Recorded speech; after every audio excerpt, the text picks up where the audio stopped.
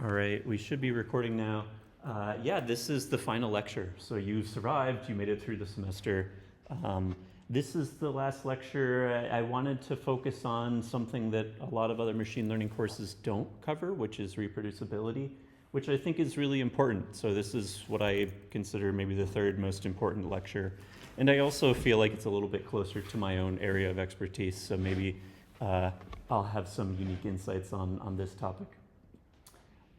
So some quick administrative things. I just mentioned there's several people who needed an extension on homework 9, no problems. Same thing on homework 10. I can't show the solutions for either of them in lecture. If you would like to see the solutions, that's fine. We can set up an appointment to meet either in Ottobrunn or maybe main campus. I'll be here next week, and then I'll be on vacation for 3 weeks, and I'll be in China. So I don't know what my internet situation is going to be like. But we can figure that out. I'll try to get some grading done on the plane, and then I might not respond to emails immediately, but if you ask for an extension before the deadline, then I'm happy to give you an extension. And then there's no homework 11, so the one I released last week is the last homework. Now we're more shifting towards focusing on the project reports, final report, midterm report. Speaking of which, the midterm report, you have 2 weeks for that.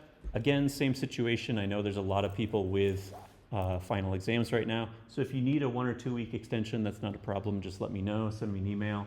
And then the final report is due in a little less than 2 months. You still have plenty of time for that.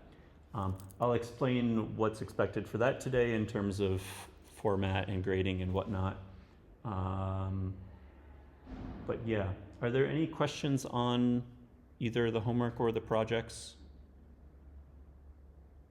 For the projects, my goal here, especially for the midterm report, is I want you to have enough time to work on it that you get stuck. Because if you don't get stuck yet, you're going to get stuck at some point. Everyone gets stuck. If you don't have enough time to work on it where you've gotten stuck, you're going to get stuck while I'm on vacation or a week before the final report is due, and you're not going to have enough time to get unstuck. So make enough progress that you encounter issues or problems, include those in your midterm project report and let me know, and I can give you suggestions for solutions. And then hopefully you'll have enough time after the midterm report is due and graded that you'll be able to fix many of those problems before the actual final report. So as of now, we are trying to gather the data, which we need to, like, in my case, Yeah, in your case, yeah. I'm trying to get ready my data as a machine learning data set. So how much progress is expected to be presented in the midterm report? So ideally, best case scenario, you've solved your minimum viable, what was the P for? Problem, project, program, whatever. Ideally, you've finished your MVP. If not, that's okay too. In terms of grade, you're not really graded on the quality in the midterm report. It's more like, do you have discussion of data sets and models, and do you have some kind of results table? The results do not need to be good.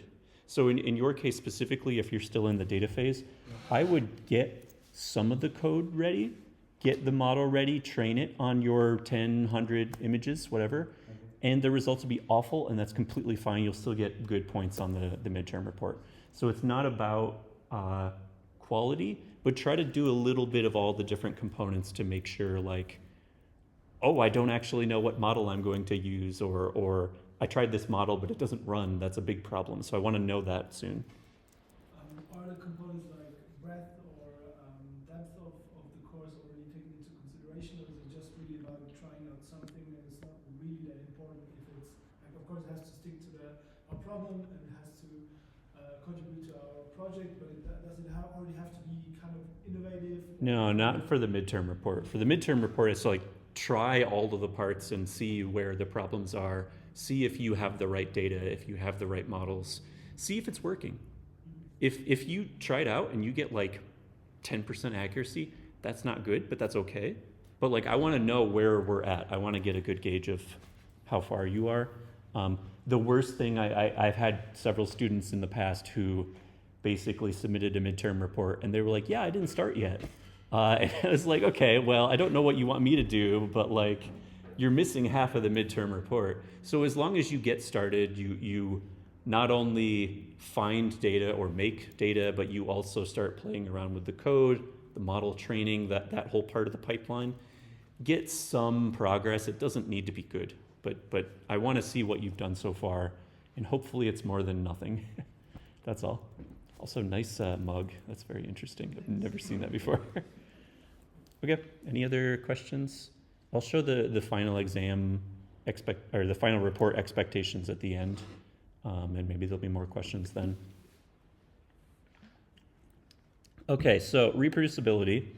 What is reproducibility? I kind of divided things into two different directions. So the first direction is reproducibility in the sense of, can you reproduce the same ones and zeros? Can you run the same code as someone else and get the same result that they did?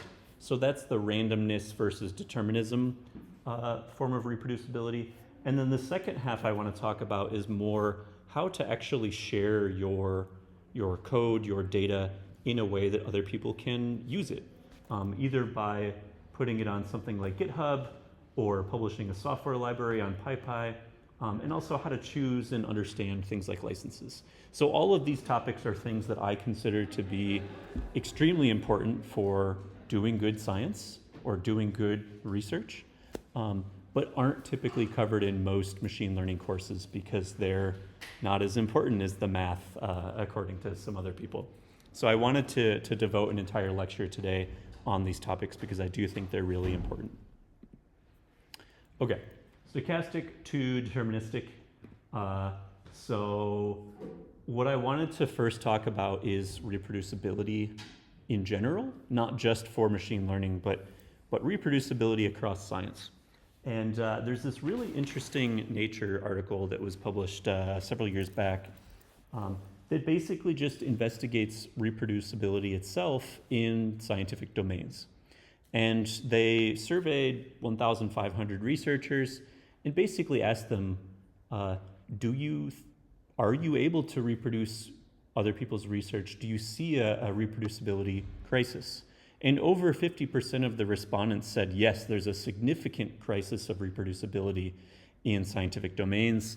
Another 40% said slight crisis. So like 90% said, yeah, we're in trouble. This is not good. And reproducibility is really important for science, right? That's the whole premise of the scientific method. If you propose an experiment and you use that experiment to make a conclusion, like, I don't know, laptops cause cancer, and you publish that and people make decisions based on that, and then someone else comes along and tries to reproduce your study and says, no, they don't, I don't have any evidence of that, then science is no longer useful. So reproducibility should be the first and most important thing in anyone's mind when it comes to science. Another thing that they asked is not just do you feel like there's a crisis, but have you actually tried to reproduce an experiment and failed? And there's several different sections here across chemistry and biology, medicine, earth and environment. There's not a specific one for computer science and machine learning, but I guess we can throw that into other for now. And there's different bars for have you failed to reproduce someone else's experiments? And there's also bars for have you failed to reproduce your own experiment? And as you can see, yeah, it's not looking good. So you would think that everyone would be able to at least reproduce their own experiment, but that's not always the case. And I'll also talk from my own experience. I've tried to reproduce my own papers from a year or two ago, and the code didn't work. And I'm sure if I spent another month figuring out the exact versions that I need to reproduce it, I could get it working. But the fact that it's not easy to reproduce is just as much of a problem as if it's not possible to reproduce, if that makes sense. So this is a huge problem across all of the sciences. We have a huge crisis of reproducibility. The other thing they investigated was why are we in this situation? So they basically asked people, what are some of the factors that cause irreproducible research? The biggest problem, and this is one that everyone suffers from, this is one that you will probably succumb to on your own final project reports. This is a problem that I've also done. a lot of times, especially in machine learning, you'll get a bunch of results. You'll have a data set with 10,000 images, and you've got a bunch of predictions. And when you write your paper, you'll show the good results. And you won't talk about the bad results. But the bad results are just as important to science because they also reveal a lot about the mistakes that the model is going to make, when it's going to mistakes, and why it makes mistakes. So if you don't also include some of the bad examples, some of the limitations of your model, then all of a sudden you get this hype train of AI was going to solve everything because look at these amazing results. And in reality, it's sometimes good and it's sometimes awful. So selective reporting is really challenging. This pressure to publish, this publish or perish mindset. There's this common belief that if you don't have good results, no one's going to publish your paper. I think I would like to challenge that and say you should have good results and bad results. If you don't have any bad results, I don't believe you. But if you don't have any good results, then you probably don't have a useful algorithm either. So there should be more of a balance between the two. Just lack of statistics in general, statistical knowledge, can barely reproduce it in the original lab. Maybe your supervisor is too busy, so they don't teach you these best practices. These are all things that lead to irreducible research. There's also things towards the bottom, things like fraud, where people are actually making up the results. Bad luck, things like that also do contribute to irreproducibility, but they're not the big ones.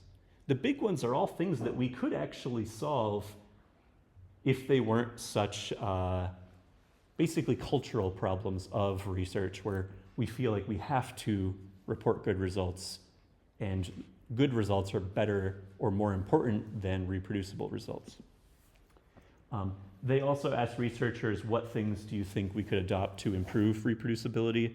So there's comments like just teaching people statistics better. So hopefully you learned a little bit in the evaluation lecture on that. Better mentoring, more robust design, better teaching. So that's where I come in. Hopefully I've taught you some best practices in this course. But also having incentives for better practice for reproducibility. So there are a lot of incentives now that are starting to come. So like Nature, for example, has a very strict reproducibility checklist where you have to release this kind of data, this kind of information to help other people reproduce experiments. And there are entire conferences now that only focus on reproducibility. So if you study reproducibility as a research topic, you can propose new techniques or ideas to ensure greater reproducibility and publish your findings in these kind of conferences. So there are some incentives in place, they are coming, but it's still kind of a hindsight. Like people mostly think about the research, and then when they get to the publication phase, they're like, oh shit, how do I reproduce this? Or it works on my laptop, but no one else's laptop, what do we do? I've also had that exact problem with other people that I've collaborated with, where we're working on a paper together, and it runs great on their machine, and it does not run on my laptop, and I don't have the time to easily figure out what the problem is. So let's talk about more specifically in the machine learning space, what are some of the things that really lead to non-reproducibility of research results? I think the main one that all of you are thinking about is the randomness or the stochasticity of machine learning itself. So everything in machine learning is random by definition, right? When you're thinking about the data you're working with, we're doing a random train test split. If I have a different split, we get different results. So that's the first problem. The data augmentations that we apply, things like random horizontal or vertical flip, random cropping, random color jitter, these all introduce randomness on purpose. The data loader, if you shuffle your data set or you just don't sort like the list of files in your data loader, all of those introduce randomness as well and prevent reproduction. If you think about the model that you're using, every model that we create starts off with random weights. And then we do gradient descent, we go downhill, and we get to a better result. But that starting position completely changes the ending position, the ending result of our model weights. Depending on your model architecture, some models on purpose add random components such as dropout. So these will completely change the results of your model predictions. Now, this is another thing I wanted to go into a little bit more detail about. If you think about the models that we've covered in course this semester, most of the models we've seen are actually deterministic, at least during inference. So the training process is random, you get a random model, it's hopefully good. But if you give it the same image 10 times, it will always give the same prediction 10 times. So most of the models that we've seen are deterministic. There are also model architectures that we haven't seen in this course that are non-deterministic on purpose. So a lot of generative AI models, a lot of diffusion-based models, these are designed to add random noise to an image or to remove random noise from an image and generate a new image or new text from scratch. So every time you run this, they should and will generate a different result. There's also Bayesian neural networks where each layer, instead of having just a matrix that you multiply, it actually has two matrices. One is the mean and one is the standard deviation. And it on purpose generates a random distribution each time so that you can estimate the uncertainty of your prediction. You not only predict an answer, you also predict standard deviation of your answer. So there's also a lot of non-deterministic model architectures out there that we didn't have time to cover. These are also going to be a problem for reproducibility. And if the data in the model aren't random enough, also the optimization procedure that we're doing is of course random. Everything we're doing is stochastic gradient descent. If you see stochastic, that means random.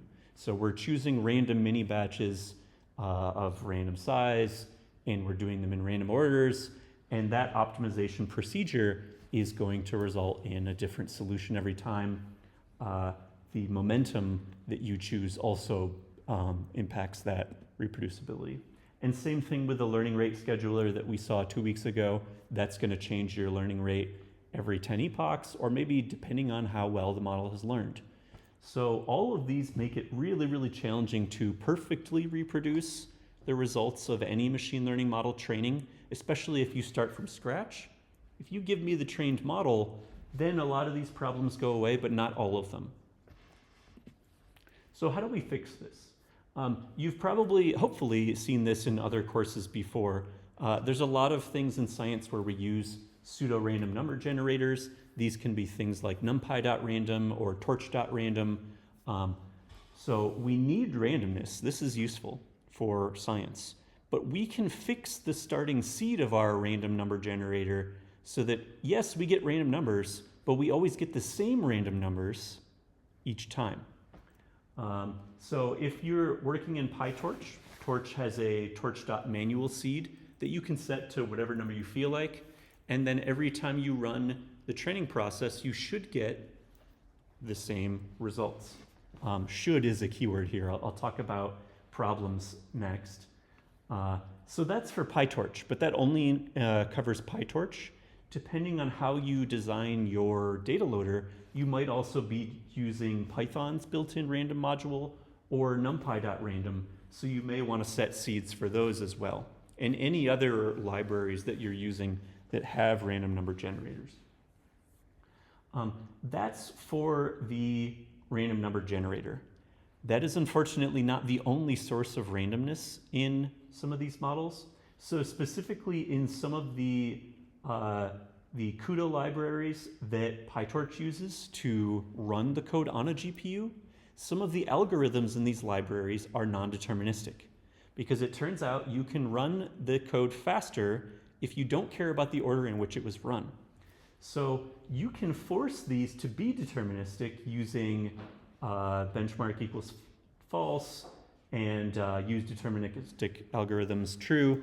And this will force it to use the slightly slower but more reproducible algorithms. So that's the other main source of randomness that we haven't talked about.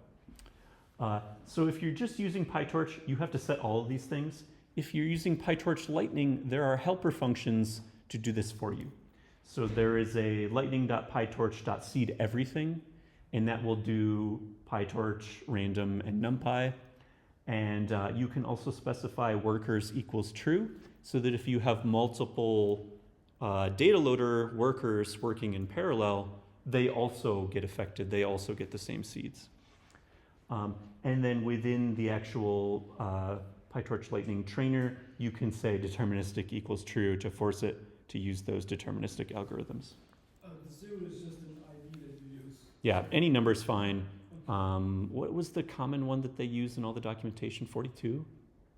Yeah, they used 42 in the documentation because of Hitchhiker's Guide to the Galaxy, because that's the solution to everything or something. So you'll see that number specifically chosen a lot, but this number can be anything, and it should really be anything. 0, I use 0 because what other number you're going to randomly pick? But 0 is clearly not very random, and a lot of people will use 0, and so the results aren't actually as random as they should be. So you could also use a random number generator to pick a number and then use that as your seed. Or you could use today's date, the number of milliseconds of today versus start of the calendar. So various things like that are probably much better than 0. But yeah, any number that you want to put in here, as long as you write that down or keep it in the code so that you know which number to use to reproduce your results. So this is how you make machine learning reproducible. You keep the randomness, but you set the starting point of your randomness and assume that it will always take the same path each time. The next thing that I want to address is this actually useful? So you probably remember the attention is all you need paper that I talked about that introduced transformers, and that was really influential. And after that, a lot of people published other papers that were X is all you need, so you insert whatever thing that you introduce. This was a really interesting paper. I think it's only on arXiv. There's only a preprint. I don't think it ever got published anywhere. But it has a very interesting title. Torch.manual seed 3407 is all you need. And basically what they did in this paper was they tried to cheat and showed you how to do it and showed that cheating is actually quite easy in machine learning. If you just try a bunch of random seeds, you will eventually get one that shows that you have very good results, regardless of whether or not your approach is actually useful. So in their experiments, I think they did a bunch of experiments on some common computer vision data sets and some common architectures.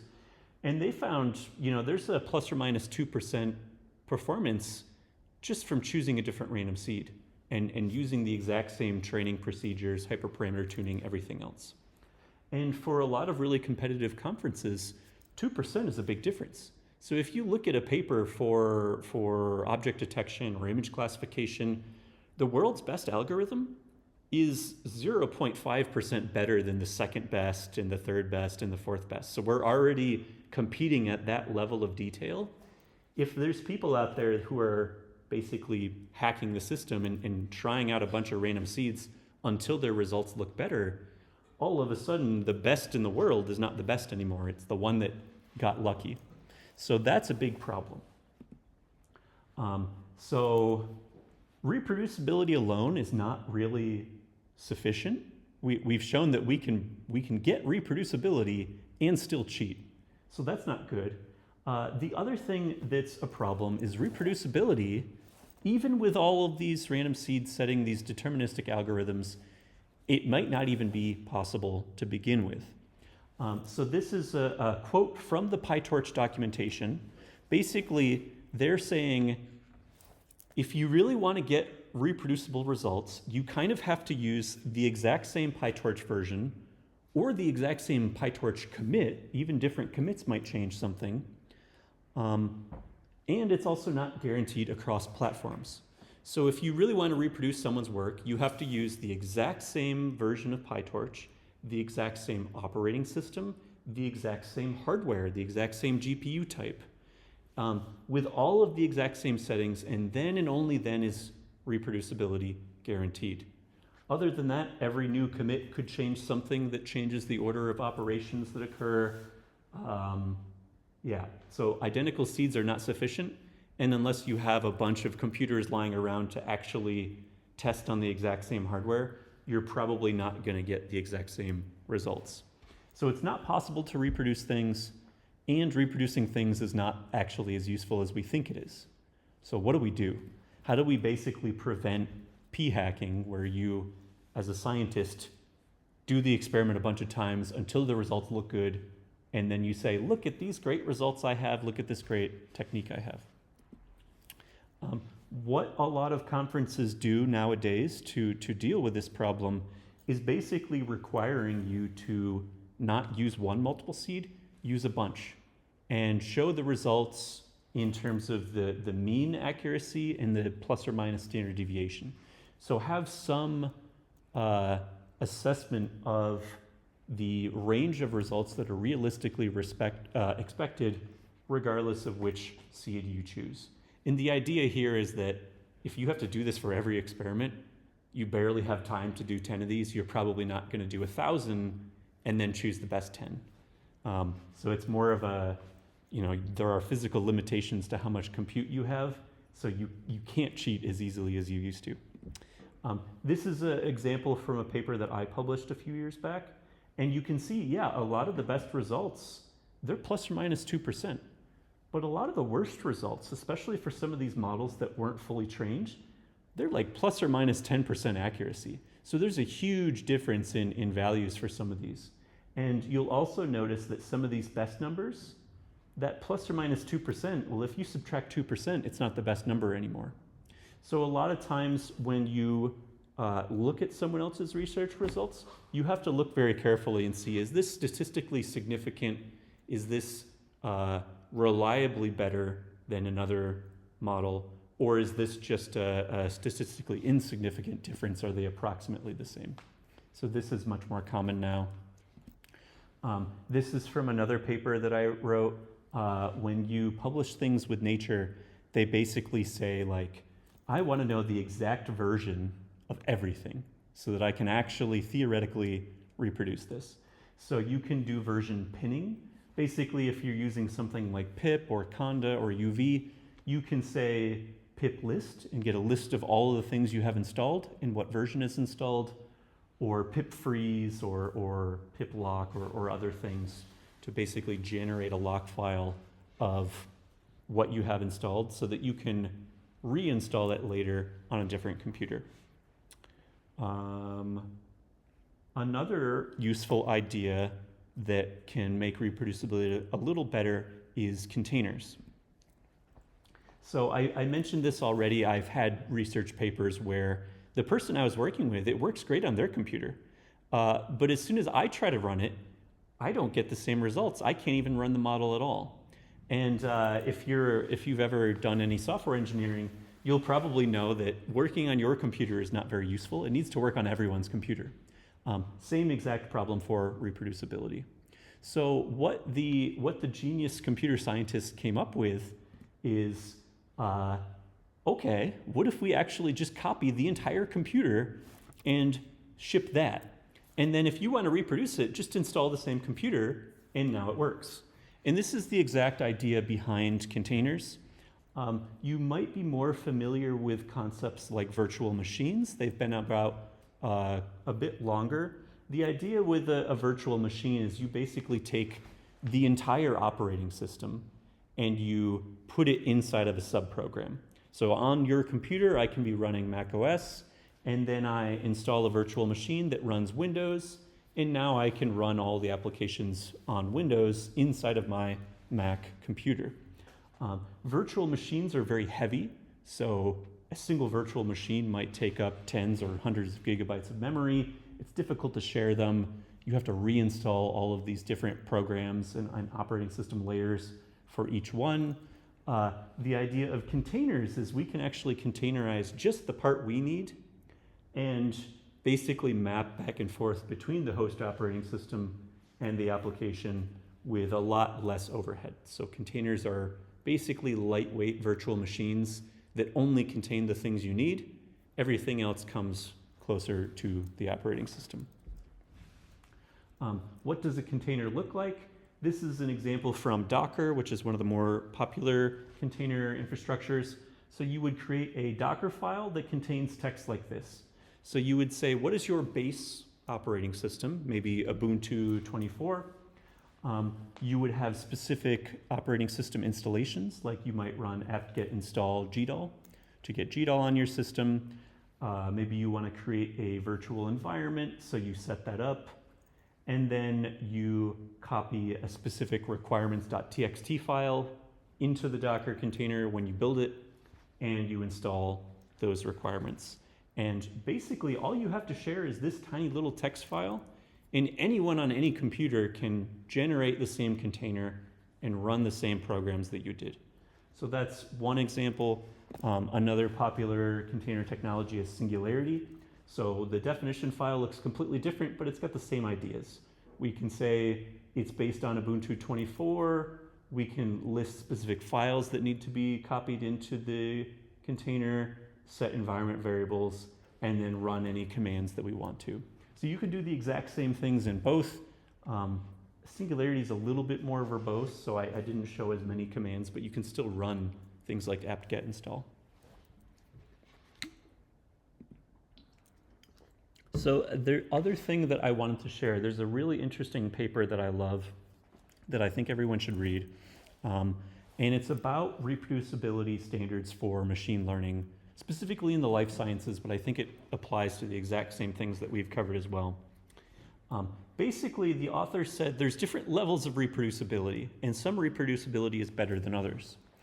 The bronze standard of reproducibility, you can think of this as your MVP. This is the bare minimum that you can get away with at some conferences. You at least have to make the data or the code public. If the data is not public, no one in a million years could possibly reproduce your experiment. So you at least need to share these things for any chance of possibility. That's the bare minimum. So where do we go from there? How do we make this better? The silver standard is, in addition to that stuff, make sure the dependencies, all those Python libraries you need, those specific versions you need, can be downloaded and installed easily. So have your requirements.txt, should be one line of code to pip install everything you need. Any details that you need to reproduce it, such as what GPU you used, what operating system you used, system resources, document those. You don't have to give those away for free to people, but at least say this is the GPU I used. You might need the same GPU in order to run this model, or better.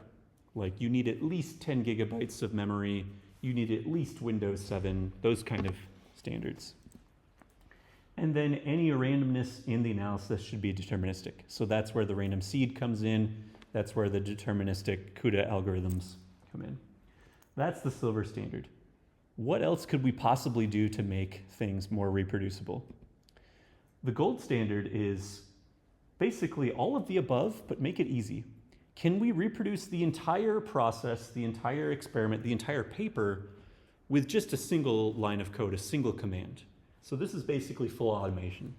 So now we're not only saying, here's the data, good luck reproducing this experiment. We're actually saying, here's the data, here's the code I used. Everything is set to be deterministic. Assuming you have the same architecture, the same hardware that I've documented, run one line of code, and now you can reproduce the same results as me. And this is really the ideal situation. This isn't so easy in fields like chemistry or medicine, where you've got a lot more randomness that you can't control involved. Like you can't set the random number generator on a human. So you're not going to be able to reproduce medical experiments this way. But for machine learning, this actually gets us a pretty good guarantee of reproducibility, at least within a certain standard. So the point here is that it should not only be technically possible to reproduce, it should be easy. If it's not easy to reproduce, no one's going to try to reproduce it. Every time you review or read someone else's paper, no one's going to sit there and say, oh, you spent 3 months working on this? I will also spend the next 3 months working on the same thing to see if I can get the same results. No one has time for that. But if you say, go to my GitHub repo, clone it, run these 2 lines of code, and you'll get the same number, all of a sudden you can actually check. And being able to check is very useful. For this gold standard, you might actually remember for last lecture where we introduced TorchGeo and some of the features that we had, we can get our requirements.txt, what versions we have installed. We can write our configuration file, and then it's not one command, but within 3 commands, I can install my dependencies, I can train my model, and I can test my model. So thanks to this Lightning CLI interface, it kind of meets this gold standard for reproducibility. So reproducibility should be easy. You should just copy a couple files, run a couple lines of code, and get the same results. It should not require all of these other steps. Are there any questions about any of this kind of theoretical reproducibility, randomness, before we get into actually distributing data? Were you aware that we have a reproducibility crisis? I think it's somewhat well known in medicine nowadays. Like, people have talked about this quite a bit, that a lot of the medical experiments people have a lot of trouble reproducing. But I think outside of medicine, no one really talks about this because no one wants to talk about this. But it is really important for science to be reproducible. All right. So next up is, you've done your science. It is theoretically reproducible. How can we make it easier? So imagine a situation in which you've spent months or maybe even years just working on a single research project. Maybe you generated new benchmark data sets. Maybe you've got all this code you need for model training or inference. Maybe you've even got pre-trained models that you would like to share with someone else. Now, with any science that we do, we're not working in a vacuum. Our goal with science is to let other people build on top of this research. If everyone had to write an entire computer operating system and programming language from scratch, there would be no science. It's only because previous people released these things and we can reuse it that we're able to build on prior results. So we want to make it easy for other people to build on top of our research, to get the same results, but then also to keep experimenting with it, trying new things, adding new ideas to our existing work. How do we make that easy? So that includes both things like our data and our code. How do we make that easy to access, easy to download, but also permissive licenses that actually give people permission to use these things? So I'm going to start with the first one, how to make your code or your data available to other people and easy to download, and then we'll wrap up with licensing discussions. So this starts the topic of version control. So we would really like some way to keep track of changes that we make to our code or to our data over time. This is especially important if you're working with other people, because if you've ever tried to have multiple people editing the same file at the same time, you've probably had problems where one person overwrote someone else's thing, or you didn't know who wrote something and no one admitted to it. So this is kind of problematic, especially when working with groups. Most of you have one of 2 strategies for version control. One is you don't have a strategy, you don't do version control, you have one file and you just overwrite all of your previous changes and there's no way to go backwards. The other strategy that's maybe really common, especially for college students, is something like this, where you just keep duplicating your file and changing the name, and that's your reproducibility, that's your history, that's your version control. So I want to ask you a few questions here.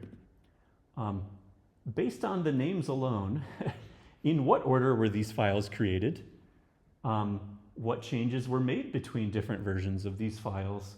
And who made that change? And more importantly, why did they make that change? So just based on the order, I have absolutely no idea, and you probably don't either. And you definitely can't see what changes were made, who made it, anything else like that. So this is a really bad version control system. But this is where most people start. This is where people have been doing for hundreds of years. You can get better than this. You can add a timestamp to the file name. So you say, this is the version as of this date, but it still doesn't really give us information about what changes were made, what's the difference between these versions, who made those changes, etc. What about code? So code is also text information. It looks like a Word document, but there's a lot more complexity to it. There's a lot more things we might want to keep track of. If I'm looking at someone else's code and I find a bug, there's a problem with this line of code. A natural question would be, whose fault is this, right? Like, who added this line of code that caused me all this trouble? So how long has this bug been here?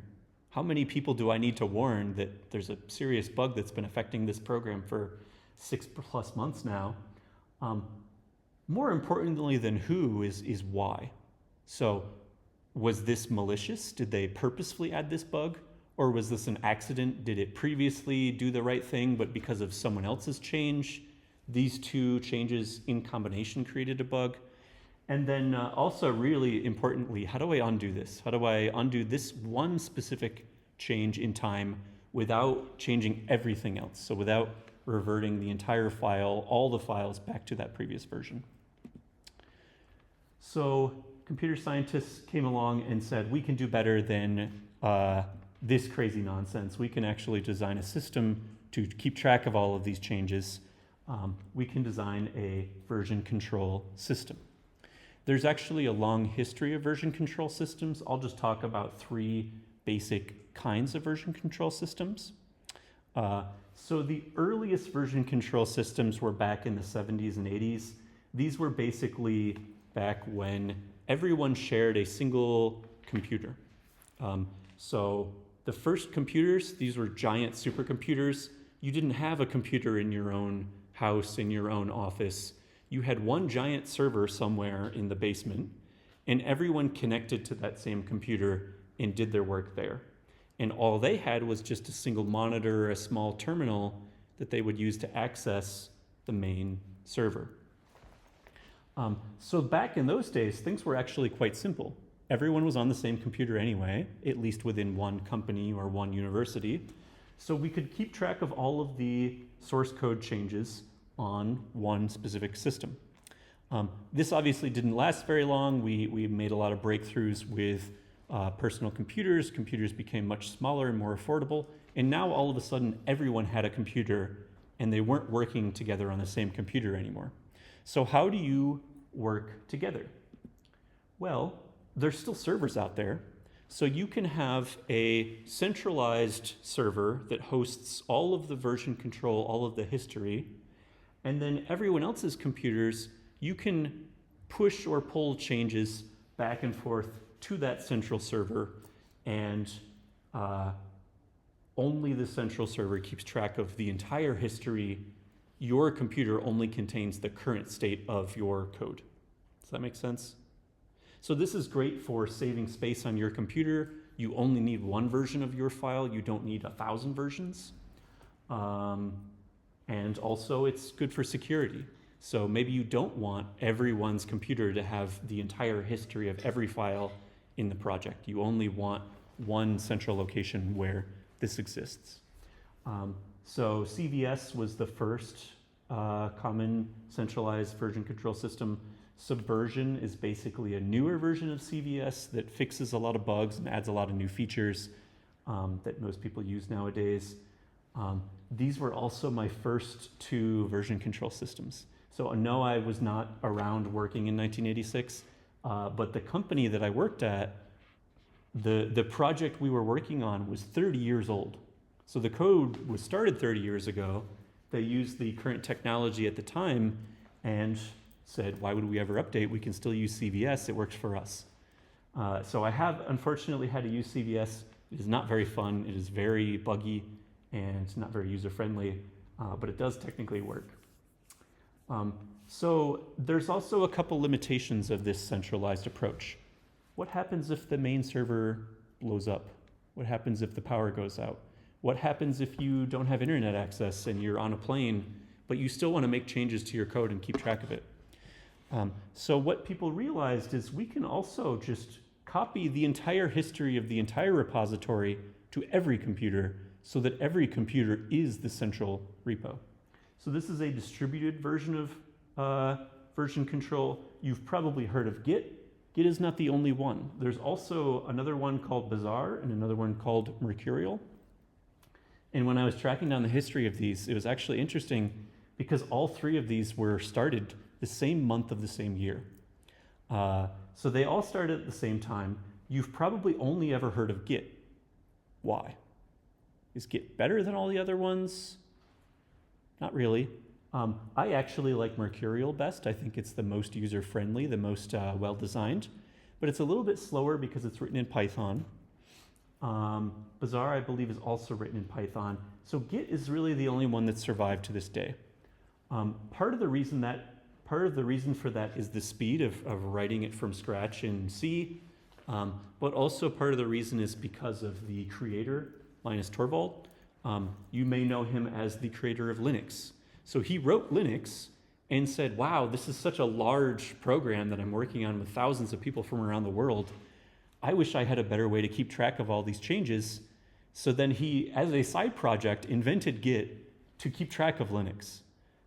So Linux is tracked by Git. I think even the Git command line library is tracked by Git itself. So a little bit meta. The other reason that Git is so popular is because of GitHub, the website. GitHub as a website became so popular that it became the golden standard that everyone wanted to do. So very quickly, everyone started using Git as the version control system. So what is Git? How does it differ from some of the other version control systems before and after it? One of the things about Git is that it keeps track of snapshots, not deltas. So one possibility of version control, what people used to do to try to save space, is to say, here's my original file, and here's every small change that has ever been made to it. This saves a lot of space on your computer because you don't have to keep track of the file at 10 different times. You just keep track of the original version and any small changes. So this saves the most space. But what if you want to change to a specific version in time? Now you need to go back to the original version and apply every single patch one at a time to get to a specific version. So it's really slow to use it, even though it saves a lot of space. Git says, space is free, storage is cheap, that's not the problem. Speed is important. We want people to be able to go to a specific version instantly. So Git actually keeps track of every single file at every single point in time. If the file doesn't change, then it doesn't store another version of it. But every time it changes, it keeps track of a different version of that file. The other thing that Git has is branches. Now, many of these version control systems have branches. Even CVS had branches back in the 80s. But back then, branches were very expensive. It was basically an entire copy of the repository just for your branch. So my first job, they told me, like, don't make too many branches. Whereas Git makes branches very lightweight. You only keep track of the changes that you make to specific files. So your branch is very lightweight. It should be created and destroyed frequently. So imagine a situation like this. You've got one master branch or one main branch that your development happens on, and then multiple different developers, even simultaneously, are working on fixing bugs or adding new features, and eventually those get merged back into the main branch. But you can work on these independently without stepping on each other's toes by creating separate branches that you and only you control. Yep. What happens if two people work on the same snippet of code? And I mean, this would contradict and... Yeah, so that's called a merge conflict. And this is unfortunately quite common. If both people are working on the same file or the same part of the same file, the merging at the end is no longer trivial. So usually what you need to do is you need to merge one of them first and then resolve the merge conflict. Basically say, this part of the file, one person did this, the other person did this. Which one do you want? And then you go in and say, oh, I actually want to overwrite what they did. Or you say, oh, I like what they did better. I'm going to undo my change. Or I don't actually need this. This was just for debugging. So there's kind of a tedious process for resolving those conflicts, but we can do this. Yeah, good question. Another feature of Git is that every command that you run, except for like a couple, run locally. So when I use something like CVS or Subversion, any of these kind of centralized servers, every single command that I run, if I just want to learn something about a file, who wrote it, when did they write it, I have to send a request to a server, process it, and get the information back. And that transfer is very, very slow.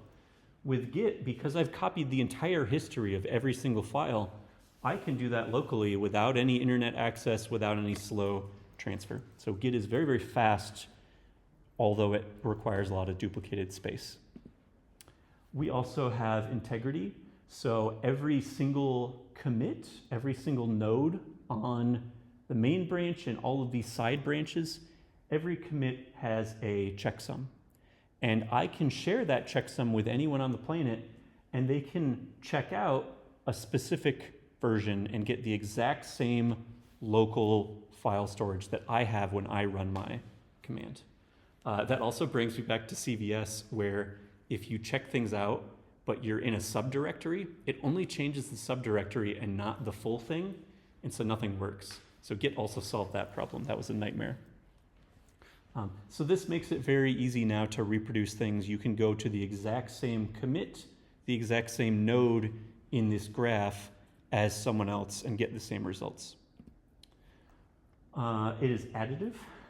So that means if you want to restore a file, you can very quickly go backwards or forwards again. So you can revert or reapply the same change, the same delta. Yep. It is also stateful. So one of the problems that people had with prior version control systems was you would make a bunch of changes and you've got like 100 files lying around, and some of them you want and some of them you don't want to save the change. Or maybe you're working on two things at the same time, but neither have been converted to a branch yet. With Git, in addition to your working directory, which is the current files, and the Git repository, which is the history, you also have something in between, which is the staging area. So you basically have a little stage that you can say, I want to include these 3 files that I changed, but I don't want to include all these other things. I want to create a new branch with only these 3 things and push that back to the Git repository. So that's also one thing that is kind of confusing, but also kind of useful coming from a CVS or Subversion background. There's also configuration that you can use. So there's .gitignore files for certain files that you don't want to include. Imagine things like that backup file that Windows automatically generates, or if you've run Python, you might have like .pyc files or PyCache directories. Those kind of things you don't typically want to store in your Git repository because they might be specific to your operating system. And if someone else installs it on their computer, it won't run anymore. So you really only want the Python files, the text files. You don't want the compiled binaries that are specific to your computer. So I showed you a really simple development strategy here. This works really well when you've got like 1 or 2 people working on a project. Let's say you're a large company like Microsoft and you've got several hundred people working on a large system like Windows or Microsoft Word. This starts to fall apart and you need to start having better strategies. So this is a really popular Git branching model, Git workflow, that a lot of companies use.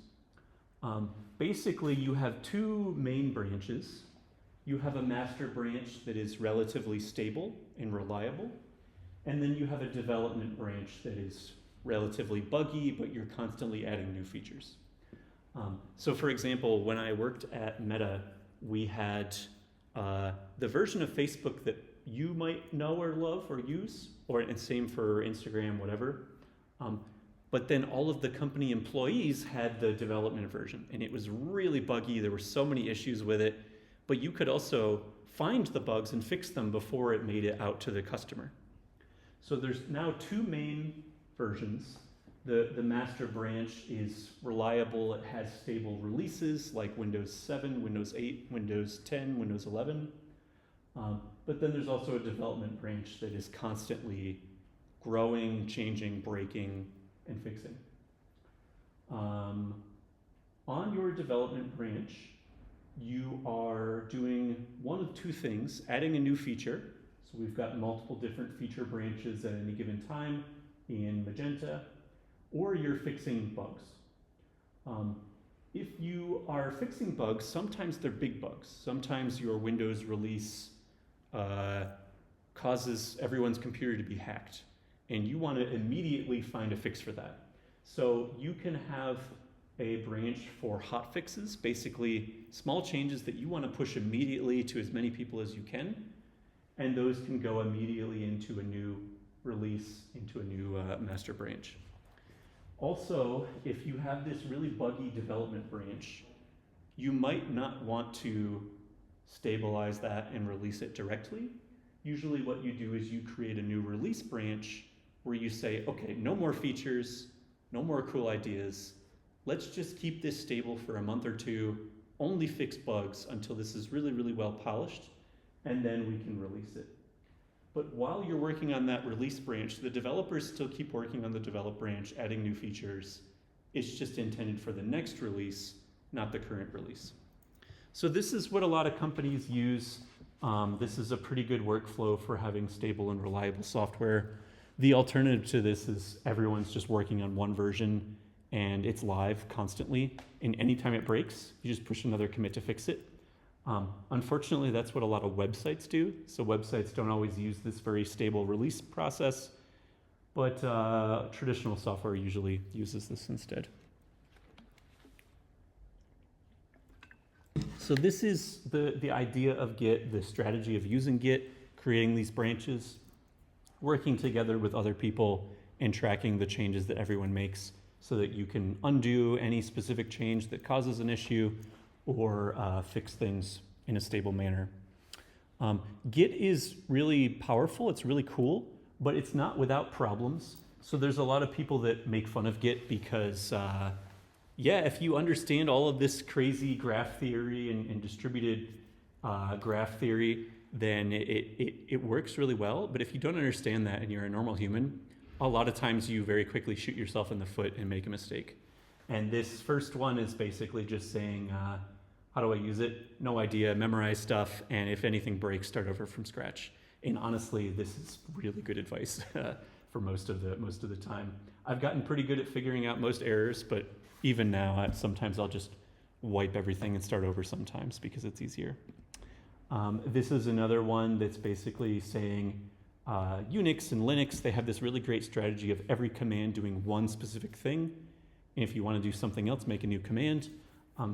Git is made by the creator of Linux. Even Git doesn't always follow that design strategy. So there's some things like Git checkout that do dozens of completely unrelated things when they really shouldn't. So the API isn't perfect and it's kind of complicated, but it's the best that we have. So you kind of have to learn it and use it. There are simpler ones out there, but the problem is no one really uses them. So you kind of want to use the same thing as everyone else, otherwise you can't work together so easily. So on the topic of working together, where do we keep all of these Git repositories? Well, GitHub is one specific website that a lot of people use to host their Git repositories. I also find that this is a really common confusion. A lot of people don't understand the difference between Git and GitHub. And I was actually talking to some of the lawyers at Tomb about a project I was working on. And they asked me a question. They were like, what is GitHub? And I realized that's not actually an easy thing to explain because it's a company and a website and a system and an application and many other things bundled together. I also had to explain that it's a place where people go to work for free, and they did not like that. They were like, I don't understand. You mean they're working without a contract, without a salary? How is that legally possible? So the analogy that I came up with to explain it is it's actually kind of similar to Google Drive or OneDrive or one of these storage systems where you get free cloud storage or more if you pay more for, instead of documents now, for code. You can collaborate on writing, but instead of documents, you're collaborating on writing code. And you can do the same things like add comments, suggest changes, just like you would do on Google Drive or Microsoft 365 or any of those similar programs. So that's probably the closest thing that non-technical people are familiar with. It's really just Google Drive for programmers. The organization of GitHub, you can create either accounts for a large project or a large company or for individual users. And there's paid and free versions of GitHub. So for example, the TorchGeo organization has multiple projects within it. I also have my own separate GitHub account. If you want to stalk me, there it is. So that's the high level, the first path in the URL. The second part is the specific project. So for example, that can be a single software library, a single code repository, and again, these can be public or private. So you can have hidden repositories that only you have access to and not the whole world. So like, for example, I have all of the homework solutions for this course in a private GitHub repository that no one else can access. But I can still track changes that I've made over time to see when I made a mistake or when something broke. So for example, the TorchGeo organization has a TorchGeo project, but they can also have multiple different projects with different names. I have multiple different projects within my own GitHub account. So like the configuration files that I use for my terminal are all in this .files repository. And then I can also have copies of other people's projects. So I can fork a project. Now I have my own copy that I can make changes to without bothering anyone. And then when I think it's ready, I can contribute those back to the original. The GitHub website has a bunch of different tabs. I'm actually just going to show you directly what it looks like instead of slides. So if I go to something like the TorchGeo GitHub page, you can see the first main tab at the top is the actual code. So if I want to look at the code, let me zoom in a little bit. These are all the files. So I can say, I'm using the Eurosat dataset. What does it look like? I can go down into the datasets directory, find Eurosat, and this is what the data loader code looks like. So there's this base class, there's some documentation, some variables, some functions, etc. So the first thing is the code. There's also a lot of cool features that you can do here. So for example, I can click blame and see whose fault this awful code is. And we can see a lot of it is actually my fault. There's a few lines here. I changed this URL at one point. I can also click on this link and see why I changed this URL. This change was made in this pull request. And it looks like it fixes this bug, this issue, and the problem was a 403 error. The certificate expired on the original website, so we rehosted it. So now you can see who made a change and why they made a change. You can also undo a change very easily as well. So we looked at the code tab. That's where we saw the list of files. There's a bunch of different issues where you can report bugs or ask for new features. So that's what issues is for. Pull requests is where people suggest changes. So for example, one of my colleagues, Icha, is suggesting replacing these deprecated links with modern ones or adding time series support to this documentation. You can look at closed ones that have already been merged. You can sort them by different milestones or authors or how old they are, etc. There's discussions where you can start conversations basically saying like, I would like to add this feature, but I want to brainstorm it first. I just want to discuss different things that we're doing. So Harold is talking about adding support for stitching together image patches, but this is a big project, he knows that, so he's basically asking how to do this before starting. What else do we have? GitHub has a GitHub Actions platform where you can run certain tests on every commit to your files. So for instance, let's see, this was a new change made by Icha. He has a PR to add this. We're running all of these style tools to make sure the code physically looks good. And then we're also running a bunch of unit tests on different versions of Ubuntu, different versions of Python, Mac, Windows, etc. So you can run a bunch of different tests automatically. There are projects, I don't think we've used this yet, but this is similar to a Kanban terminology, if you've heard of that before. There's also milestones, which are more Scrum terminology. You can have a wiki to document things like how to release things, security page to report security vulnerabilities. Insights is also cool. So for instance, you can look at the number of contributors to a library, see if it's one person who's done everything, and if that person gets hit by a bus, then the project is dead, or see if it's actually hundreds of people that have done everything and it's more reliable. I think this actually takes a little while to generate though.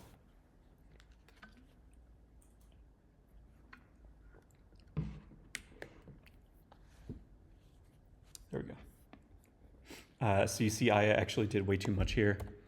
So you can see how much I don't sleep, but I've written way too much of TorchGeo. But there's also a lot of other people who have written different parts as well. So there's like over 100 contributors.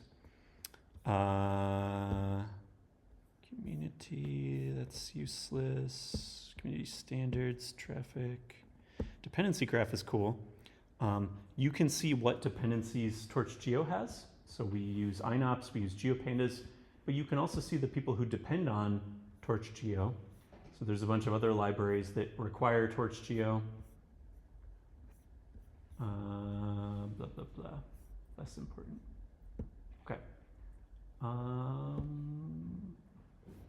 There's also milestones that I didn't show. So for example, we use these to track releases. If we make a 0.8.2 release, it should include these kind of things. Here's the ones that are already merged. Here's the ones that are a work in progress. So it's useful for tracking your work as you go, basically. Any questions on GitHub? Other people can access your code, but can they edit it as well? Yes. Okay. But isn't it is it in contravention with the fact that anybody can access your code? And so there's certain permissions to prevent that. So basically, on this specific repository, if I go back to this thing and this thing, currently only the top 5 contributors have merge privileges, which means they can actually directly change the code. So me and Caleb and Isaac and Nils and Ashwin. So all of us can make changes directly, but we've also set it up so that we can't. So what we do instead, what everyone does, is they submit a pull request. So we suggest changes. So like, what's a simple one to explain? Maybe this one. This guy wants to fix a bug in TorchGeo. So he opened up an issue to explain it, and then he suggested a few changes. We can look at his changes. In this specific file, he would like to add some extra code to basically skip empty masks, and then that fixes his bug. So he's moving one thing up here and then adding an extra check, and that solves his problem. Now, other people like myself can log in. We can add comments. We can say, S isn't a good variable name. Maybe call it shape instead so it's more clear. And I can directly make a comment on his thing. I can also suggest changes. So I can say, instead of explaining this, I'll just do it for you, basically. And now I'm suggesting it. He has to then go in and say approve or reject, basically. And then eventually, when we think it's good, we click on approve. These changes look good. And then we decide to click on merge. But that's only the people who have access. So anyone can suggest any changes, but only certain people can approve and merge those changes. Any other GitHub questions? I basically live on here, so I think I know it pretty well, for better or for worse. Just a personal question. Are we allowed to post our projects in GitHub? Great question. And you're actually required to for your final project. It can be public or private. I see. So if you're not confident or you've got like company secrets that you can't share, you can make it private. So I can go here, I can say create new repository. I can put it under my name or a different organization that I belong to. I can call it my horrible project that I'll fix the name later. I can add a description. I can choose public or private. This is also, I guess, an important distinction. For students, you can sign up for GitHub Pro for free. And if you're in the free account, if you have the Pro account, you get unlimited private repositories. If you're not in the Pro account, you have to pay for them. So for students, it's really nice. I guess I technically still count as a student. So I'm currently getting free private repos for things like that. So that's nice. I can copy templates if I create a template for basically the starting code. I can automatically add a README file. This git ignore, maybe I have a Python library, so I want to automatically ignore .pyc files. And then I can choose a license. And this is really important, and I'll talk about this next. Okay, where did my slides go? Okay. Yep, all of these, I didn't talk about them, but there's also settings. You can configure all of these things, add or remove or change permissions or whatever, give people access to your code, whatever you need to do. You can also rename things, transfer things, etc. And then I showed milestones and projects, and I guess I didn't show releases. You can make stable releases. So here we have all the TorchGeo releases. Ashwin made the most recent release 2 weeks ago. It's version 081. We can have release notes that describe what's in there, what changes were made, who made them. So all these people contributed to the last release. Just one question. What about, like, I think this is what you're going to talk about next as well, when it comes to the licenses of all of those things. So whenever someone has those dependencies, for example, and they rely on it, and for example, they make a copy of the segment in TorchGeo that they require, and once you, for some reason, decide to shut down the page, like the library, can you just copy it in there, or is this going to be an infringement in some way? Like, what's the... Depends on the license. Most of them, there's not a problem. I can close this GitHub repo. But if you notice, right here, there's already over 500 people who made their own copy. So even if my repo disappears, there's at least 500 more out there. You can find them very quickly and easily. So this also provides a little bit of reliability that things aren't going to disappear anytime soon. Obviously, there's only one original author, and they do have some rights that are granted by the license, but they also give away a lot of rights in the same license. So I'll talk about that later. Any other GitHub questions?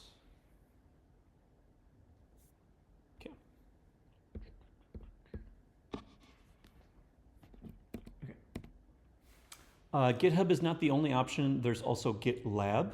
This is probably the second most popular alternative. I would say GitHub, it probably has like 90% of the market share. So GitHub is definitely by far the most popular, but GitLab is also a pretty good option.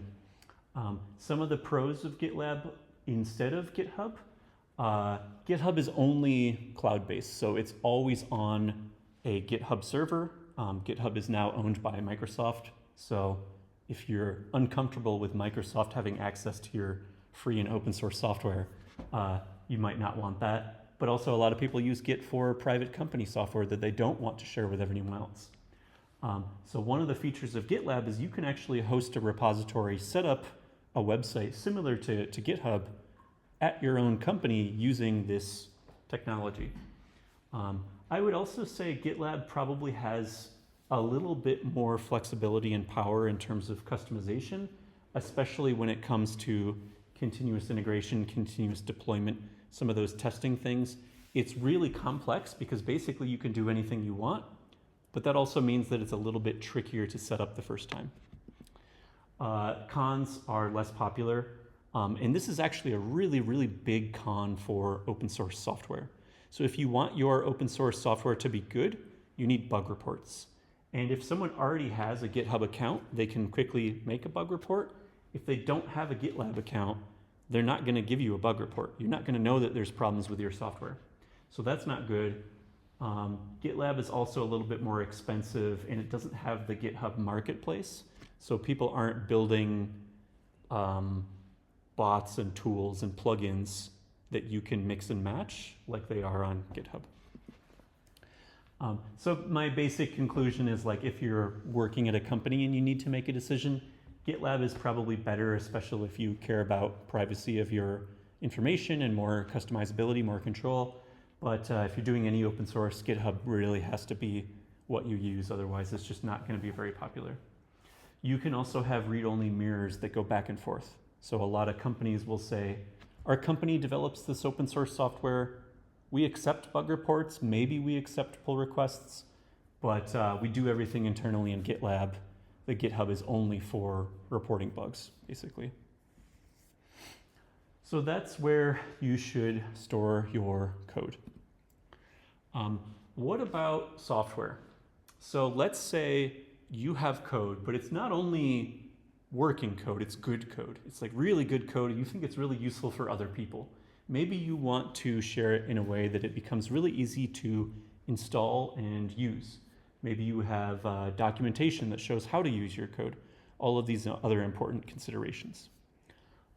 Most programming languages, I should get rid of the word every, I wouldn't even say most. Many programming languages have their own official repository for sharing software. So Python has the Python packaging index, PyPy. Perl has CPAN, R has CRAN. C, C++, they don't really have an official one, although I think C++ now has a semi-official package manager. But these are places that you can share your software. Not just your code, not just your hacked together scripts, but actual software that you think is useful for other people to run. When you use a tool like pip or conda, what it's actually doing is it's actually downloading the source code or the binary built version from PyPy or from CondaForge. And it's installing those versions from there. So if you want to make your own Python library, just like NumPy, just like SciPy, you want to put it on something like PyPy, and then tools like pip and conda can install it for other people. PyPy is free, but there is limited storage. And then I guess my biggest complaint with PyPy is there's not really any quality assurance. So some of the things on PyPy are good. There's also like a lot of garbage on there that anyone can add anything they want, but it's not necessarily useful. So you kind of have to decide whether or not this thing is worth trusting or whether it's not that reliable yourself. And then you also have to pray that they correctly documented their dependencies, because pip just installs the things that you tell it to install. And if you're missing something, then you get a module not found error when you try to run it. So it's also really important to correctly document what dependencies you need to use your code. The other thing I want to talk about is what I really mean by software. How is software different from code? What is the difference? Are these words not the same? So code, in my mind, is just the actual Python files, the C files, whatever. It becomes software when it's actually useful for a large audience of people, when it's well documented, when it's easy to use. If you collaborate with multiple different people on one thing, then it becomes closer to a real software library as opposed to just something that you built in your basement. But it also can help with reproducibility. If you can say, it's quick and easy to install my software, just pip install whatever, and here's the version you need, now it's easy to reproduce. So these are all motivation for creating a software library. The other thing I would say is it's more important to know when not to create a new software library. So there's a lot of good reasons not to build a software library. I see a lot of people saying, oh, TorchGeo is great, but it doesn't have one data set that I need. So I'm going to make an entire software library and rewrite everything from scratch, make my own documentation, my own trainers, my data sets, my models, just so I can add one feature. And I think to myself, okay, but it's open source. You can just add the feature to the original one. So if there's already a lot of overlap, don't reinvent the wheel. Go with something that already exists. With TorchGeo, we didn't see something that already existed, so we made a library and it was successful. The other thing that's really, really important is if you don't have time to maintain software, don't make software. A lot of people are very busy. A lot of people graduate and move on to a new job and don't have time to work on things anymore. That's completely fine. But if you make a really important software library that everyone needs, you kind of have to commit to it. It's very much like having a child. Having a child is easy. Raising a child is much harder and takes a lot more time and energy. So you have to kind of commit yourself if you really want to make a software library. Also, if you have no idea what you're doing, making a software library is probably not a good idea. I also used to have no idea what I was doing. And I got my start in open source by contributing to other people's projects. And over time, I learned all the skills I needed to make my own projects. So making a software library is very much like having a child or making a startup. The vast majority of startups fail because there's a lot of people trying to do the same thing at the same time, and maybe you don't have the right idea, the right people, the right luck. Same thing is true for software. Make it if you need it, but don't make it just for fun because it's a huge time commitment and it's probably going to fail most of the time. And then I always share this with any of my students whenever they ask me about their code.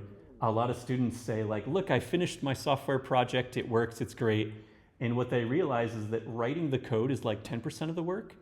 It's things like documentation, unit testing, code review, bug fixing, advertising, marketing, tutorials, et cetera, that are 90% of the work. And if you want a successful software tool, you need to do the 90%, not just the 10%. Okay, so everything we've been talking about for the last 5-10 slides has been about code. What about the rest of your research? So with your research, you're not just developing code and putting it on Git and GitHub. You're also creating data sets. You're creating trained models and weights and checkpoints that you would like to share with other people. Where do we put these things? Do we put them on GitHub? Git is really not recommended for these kind of files. So first of all, GitHub itself has limited storage for large files. I think it's like 100 or 200 megabyte limit or something. It's designed for small text files. It's not really designed for large image files or large data sets. A lot of the features that I showed you, like blame or diff, these don't work for binary files. You can't see the difference between two images without showing two images. You can't see like, oh, I only changed 1 pixel. So that's kind of useless. Every time you clone a repository, you not only clone the current state of all the files, you also clone their entire history. And that entire history might be very, very large if you've got a bunch of large image files that keep changing. So that's not good. And then we're in Europe. We have things like GDPR requests that say, I would actually like you to take down this data because this is my personal information and I don't like you sharing it. If you have a data set, this happens quite frequently, especially a data set involving people. And the problem with GitHub or Git is we're storing the entire history of every file. So even if I delete a file, it's still there. So if I want to permanently delete it, I unfortunately need to rewrite the entire history, which means that everyone else who has a copy of my repository, their copy is no longer compatible with mine because we have a completely different history. So none of these are good things. We don't really want to use Git or GitHub for data. We only want to use GitHub for code. Where do we put data? A lot of people like to use things like Google Drive, OneDrive, Baidu Drive, whatever. Please don't use this for important research data that's required for reproducibility. This happens all the time. People accidentally click and say, oh, I ran out of storage on Google Drive. What can I delete? Oh, there's this data set from 10 years ago that I'm not using anymore. That's useless. Get rid of that. And then all of a sudden, we can never reproduce these results again because the original copy's gone and no one else has a copy lying around. So please don't use these. They're also difficult to download in like a Python program. GDown exists for Google Drive, but I don't know about the other ones. So these are commonly used, really bad for reproducibility. Please don't use those. What should you use instead? So one popular resource is Zenodo. This is actually built and operated by CERN. So you've got CERN scientists and data scientists who are experts on keeping track of scientific data. It's also designed with scientists in mind. So you can actually cite specific Zenodo repositories. You can track them. You can track a number of downloads. So if you're trying to say, my data set's been used by 1 million people around the world, you can actually get numbers now from your download counts. There's restricted access modes if you want to share like anonymous privacy data for like, we're going to share this with the paper reviewers, but not with the general public. And yeah, download statistics are available. It's also very reproducible. So every single upload that you put on the Zenodo platform gets its own unique version. So you can't get like multiple changes in one version. Every change is a different version. Every version also gets a unique digital object identifier or DOI, and this link will work anywhere in the world and take you immediately to that page. This specific link is for the Eurosat, or no, this is for the Eurocrops data set that we used in homework 4. And there's like 50 gigabyte total file limits per Zenodo record that you create, but you can create another repository for other data sets as well. So this is a very good general purpose science-wide platform that a lot of people use for sharing scientific data. In the machine learning community specifically, there is also a very popular Hugging Face Hub website that offers many of the same solutions, but is better designed for machine learning. So this is made by the same company that made the open source Transformers library. They're very popular in the large language model space, but they also have this platform for sharing data, sharing models and data sets, and also for doing cloud computing.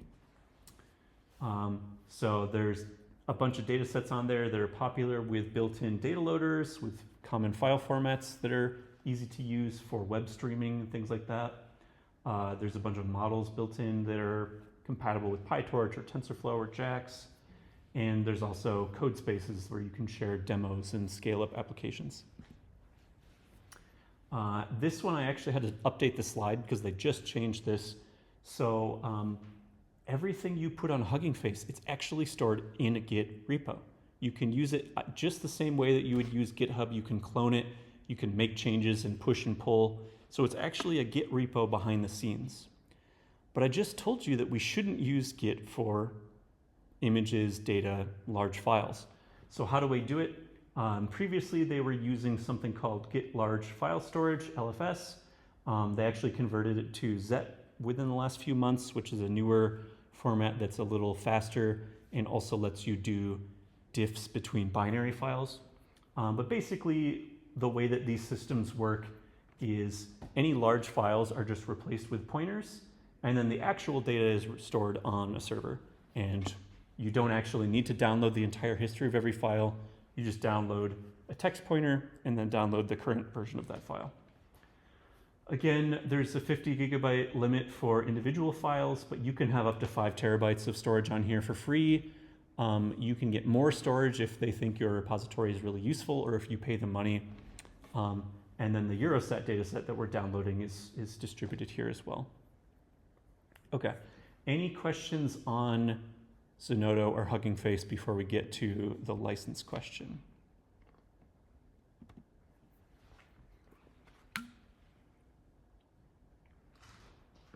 Someone always asks me about how these kind of companies make money. Basically, the strategy that GitHub or Hugging Face uses is we'll give you a really useful product for free. If you want more, you have to pay for it. And certain applications, you can use it for free, like students can use it for free for private repositories. But as soon as you graduate and get a job at a nice tech company, all of a sudden they have to pay for that same feature that you're used to using. So that's the strategy that these companies use.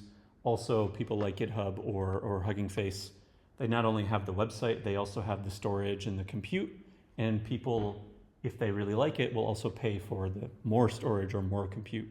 So that's the marketing strategy for them. Okay, so licensing. This is the kind of stuff that keeps me up at night. This is the kind of stuff that I spend all my time thinking about. So I want to put you in a specific scenario. Let's say you're working on your final project and you find some really interesting code on GitHub, like you find a model that you want to use and someone's already put the code out there for you to use. Or you find some data on Zenodo or pre-trained models on Hugging Face. Now, I want to ask you a question. Let's say that GitHub repository or that data set, it doesn't have a license file. Which of the following things do you think you're allowed to do with this code, with this data? Can you download it? Can you redistribute it or even sell it? Can you modify it? Can you use it at a company? Or all of the above? How many people think A? You can at least download it. Okay. What about redistribute? I can make my own copy on GitHub and other people can now look at it. Okay, a couple slightly waving hands. What about make changes to that code or that data set? I've downloaded it and I want to add a new feature, fix a bug. Are you allowed to do that? Maybe. What about use it at a company? Can I build my company on top of this code and sell my services for money? Probably not. Okay. Or does anyone think all of the above? I think download is the only option. Actually, the correct, this is a trick question, so sorry about that. The correct answer is you're not allowed to do any of these things. And if you do these things, you could technically be sued. You probably won't, but you technically are not allowed to even download or use the data for anything, use the code for anything if it doesn't have a license. GitHub specifically has its own terms and conditions that basically say, like, if you put your code here, you're at least giving people permission to look at it, but that doesn't mean that you can download it, redistribute, modify, anything else. So these things have to be given, you have to be given permission via a license. So software licenses, there's really two things that they're for. They're for the authors of this intellectual property and also for the users. And they're designed to protect both of them. So for example, if I'm an author of something like TorchGeo and someone down the line uses TorchGeo and they use it to make really important government decisions, and those decisions end up with someone attacking terrorists, but it turns out they're not terrorists, they're innocent people. So if governments are using TorchGeo for bad purposes, I can protect myself by saying in my license, use it for whatever you want, just don't sue me. I do not give you permission to use it and sue me. I only give you permission to use it. So I can protect myself from liability. I can say I offer no warranty. If this is broken, if this is garbage, you can't sue me. But I can also say, you're not allowed to pretend that you made TorchGeo. This is trademark protected. I can also protect users. So for example, if you're using something like TorchGeo and you want to share it with a friend, or you want to make changes to it, or you want to use it at a company, you can protect yourself if the license gives you permission to do that. So you don't want to be in any situation where someone might sue you, and that's including both the people writing the code and the people using the code. So the one definition of a license is basically it allows the owner of the intellectual property, whether that's copyright, trademark, patent, whatever, to grant permissions for others to use the intellectual property.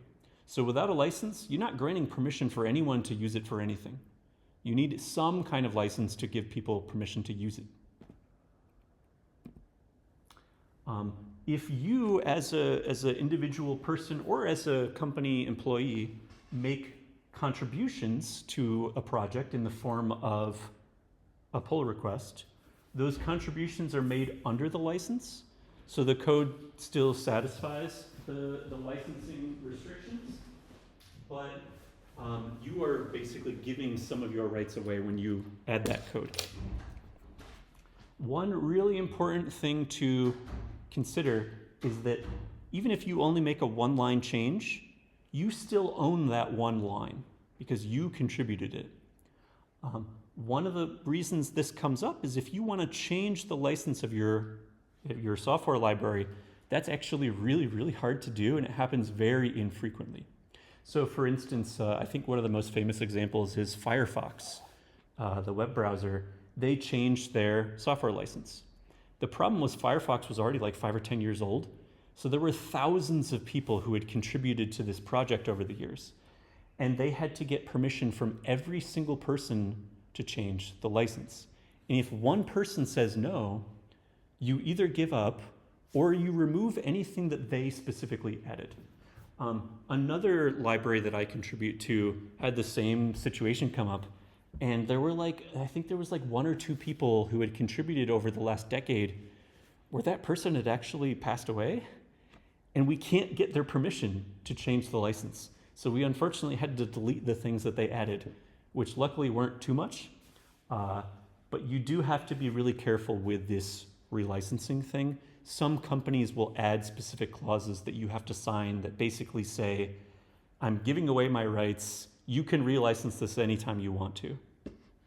What about rewriting some of those things? Because I only noticed from, for example, graphic design, if you have a logo, and of course you always get inspiration from somewhere. Yep. And it's very hard to say, you need to give credit to the person who inspired you in this sense. So I think what I know is it really depends on recognition. So if you can still recognize it, that it was for them. This is very subjective, I would say. Exactly. This is a legal gray area. Yeah. So it depends on how different it is. And there are, I would say most lawsuits are exactly this question. Is this stolen or is this new and unique enough? So that's something that only a lawyer can decide, and I would dare not comment on. Basically, if you really want to be safe, like for instance, TorchGeo contains a bunch of models, a bunch of software models, and those models are under different licenses. And if we want to add them to TorchGeo, we can't just do that because the license doesn't give us permission to do that. We would have to keep it under the original license. So if you want to do that, you basically have to write it from scratch and say, I'm reading the paper. I kind of understand what the model is, how it works. It's very similar to this one, but they made these few changes. You can write it from scratch and then put it under whatever license you want. But you can't copy and paste someone else's code and make a bunch of changes to it so it looks different. That's illegal. How similar things are, that's very subjective. That's up to the lawyers. And then for so now I want to get into what licenses are available and what's the difference. Every single license I look at, I think about 3 things. So every license explicitly grants certain permissions with certain limitations subject to certain conditions. So what are some common examples of software licenses for code? TorchGeo is under an MIT license. This is known as a permissive license. I'll talk about what that means later, but it means do whatever you want, basically. So that's the permission. You have permission to redistribute, to download, to use it at a company, to sell it, anything you want to. The only limitation is that you are required to preserve copyright and license notices. So any MIT software that you find, you can change it, you can sell it, you can do anything you want, but you have to keep the copyright, who wrote this, and you have to keep the license. It's still under an MIT license. I can't just change the license. Apache 2 is another really common license, especially in machine learning. I think MIT is the most common for Python, but Apache is the most common for machine learning Python. So Apache 2 is also a permissive license, very similar to MIT. The only main difference is now it explicitly grants you the right to make a patent based on this thing. Anyone can make a patent on their derived thing that includes my code. But you're also required to preserve copyright and license notices, and you have to document any changes that you made to the code. So using something like Git or version control, you have to be able to say, I took your code and made these changes. If you also want to make those changes, you are free to do so. Another one that's common is BSD 2 clause or 3 clause.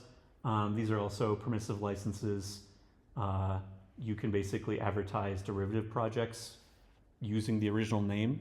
So if TorchGeo was BSD, then you could say, I made TorchGeo Lite. It's an easier to install version of TorchGeo, and I'm using that name brand recognition to get more advertising. A kind of different license is GPL. This is known as a copyleft license. So this is a very strict open source license. Some of the requirements, some of the restrictions of this are that I have to keep it open source. So like if I include a GPL thing on macOS, macOS has to be open source. Any changes that I make have to be released under the same license, and that license affects all of the things that it's bundled with. So a lot of companies can't use copyleft code for that reason. And then I wanted to share this because I think it's an amazing website. When you go on GitHub and you make a new project, the first thing it's going to ask you is what license do you want to use?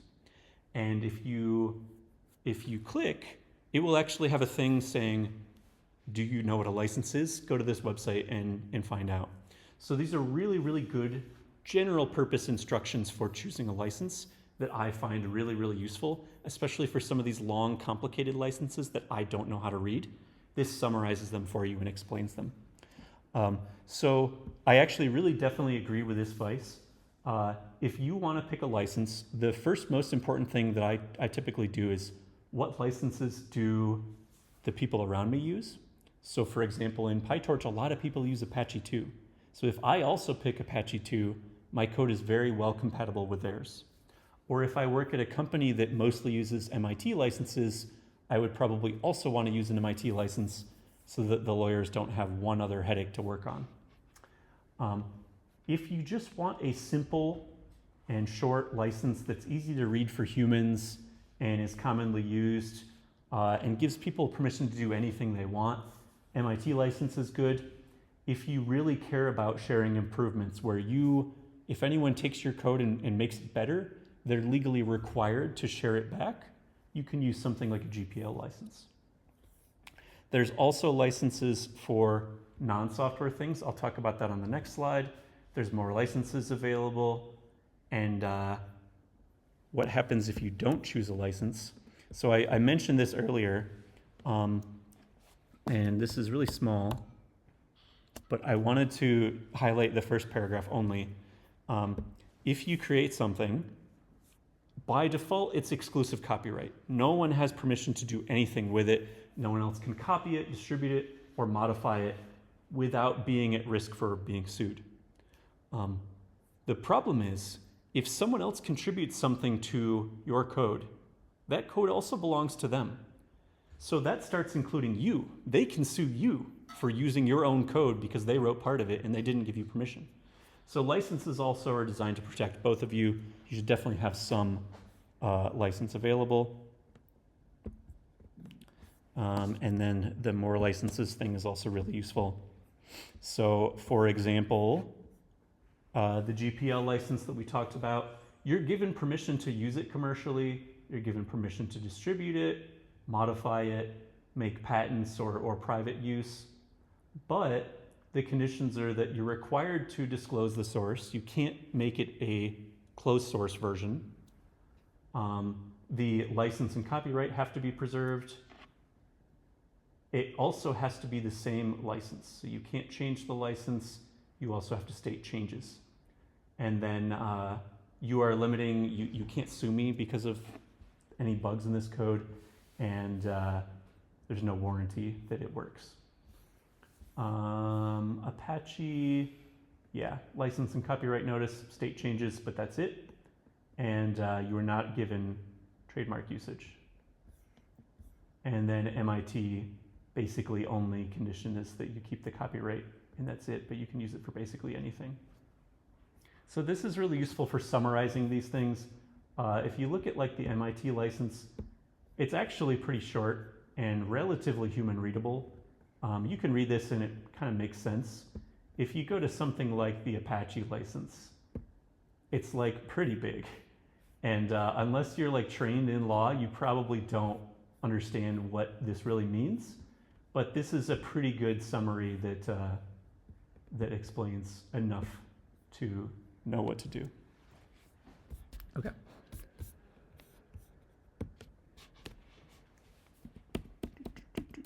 So these were our software licenses. What about the data? What about the model weights? What about your training checkpoints?